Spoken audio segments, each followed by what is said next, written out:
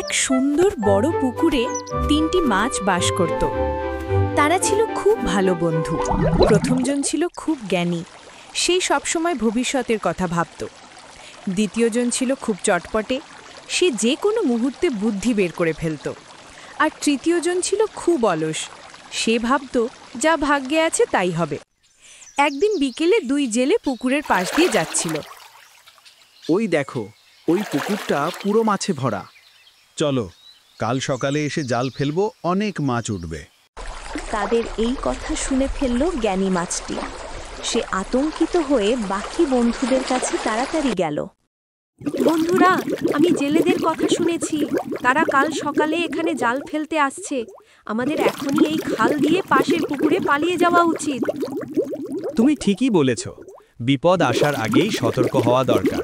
আমি তোমার সাথে আসছি। আরে, এত ঘাবড়াচ্ছ কেন? যা ভাগ্যে লেখা আছে তাই হবে।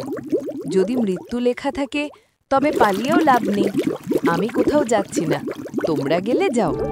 সেই রাতে জ্ঞানী আর বুদ্ধিমান মাছ দুটি পুকুরের ভেতর দিয়ে পার হয়ে অন্য পুকুরে চলে গেল। সেই ভাগ্য বিশ্বাসী মাছটি ওখানেই রয়ে গেল। পরের দিন সকাল হতেই জেলেরা এলো এবং পুকুরে জাল ফেলল। জ্ঞানী আর বুদ্ধিমান মাছ দুটি আগেভাগেই পালিয়ে যাওয়ায় বেঁচে গেল, কিন্তু ভাগ্যে বিশ্বাসী মাছটি ধরা পড়ল।